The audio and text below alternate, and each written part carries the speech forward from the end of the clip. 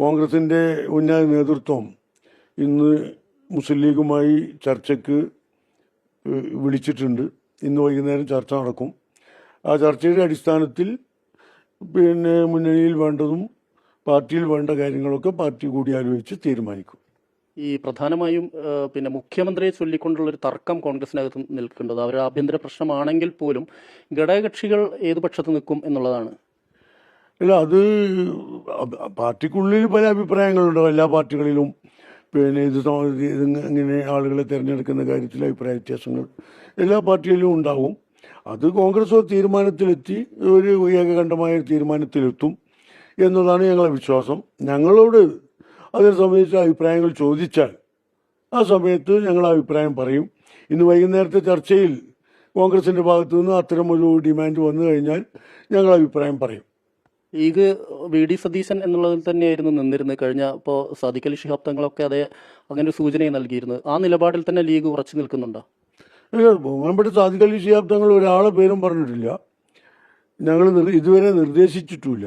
ഞങ്ങളോട് അഭിപ്രായം ചോദിക്കുമ്പോൾ ഞങ്ങൾ പറയും.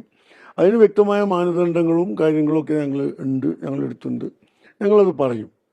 ഈ വി.ഡി. സതീശനിലേക്ക് ഘടകകക്ഷികൾ എത്താനുള്ളൊരു കാരണം എന്താണ്? എത്തിയെന്നാരാ പറഞ്ഞത്? എന്നിട്ടല്ലേ കാരണങ്ങൾ അന്വേഷിക്കേണ്ടത്. പൊതുവെ ഘടകകക്ഷികളും മുസ്ലിം ലീഗും എല്ലാം തന്നെ വി.ഡി. സതീശന് എന്നുള്ളൊരു വികാരം നിലനിൽക്കുന്നുണ്ടല്ലോ. അത് UDFിൻ്റെ ശക്തി എന്ന് പറഞ്ഞാൽ ജനങ്ങളാണ്. പ്രത്യേകിച്ച് ഈ തെരഞ്ഞെടുപ്പിൽ ജനങ്ങൾ UDFിനെ നെഞ്ചേറ്റിയിട്ടുണ്ട്. ആ ജനവികാരം മറികടന്നുകൊണ്ട് ഒരു തീരുമാനത്തിലേക്ക് പോകാൻ UDFിന് കഴിയില്ല.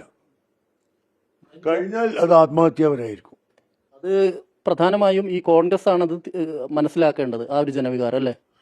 ആരും മനസ്സിലാക്കിയിട്ടില്ല എന്നോ ജനവികാരത്തിനെതിരായി UDFിലെ ഏതെങ്കിലും ഘടകകക്ഷി നിൽക്കുമെന്നോ നമ്മൾ പ്രതീക്ഷിക്കുന്നില്ല.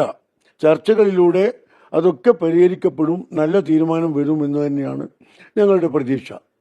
എന്നാലും ഈ കഴിഞ്ഞ കാലങ്ങളിലുള്ള ഇടപെടലുകൾ, ഇപ്പോൾ പ്രതിപക്ഷ നേതാവ് എന്നുള്ള റോള് വളരെ കൃത്യമായി ചെയ്യുന്നു, ഒരു മതേതര ചേരിയിൽ ശക്തമായി നിലകൊള്ളുന്നു, സമുദായ നേതാക്കൾ ഏതെങ്കിലും രീതിയിൽ ശരികേട് അവരുടെ ഭാഗത്തു നിന്ന് ഉണ്ടായിക്കഴിഞ്ഞാൽ അതിന് കൃത്യമായ തിരുത്തും മറുപടിയും കൊടുക്കുന്നു, അങ്ങനെ നിൽക്കുന്നു. അതുപോലെ തന്നെ മുസ്ലിം സമുദായത്തിനെതിരെയുള്ള അല്ലെങ്കിൽ മുസ്ലിം ലീഗിനെ പറയുകയും സമുദായത്തിനെ ഉന്നം വെക്കുകയും ചെയ്യുന്ന കുറേ പ്രസ്താവനകൾ വെള്ളാപ്പള്ളി നടേശൻ്റെ അടുത്ത് ഉൾപ്പെടെ വന്ന സമയത്ത് അതിനെയൊക്കെ കൃത്യമായി പ്രതിരോധിച്ചൊരു നേതാവ് കൂടിയാണ് വി.ഡി. സതീശൻ.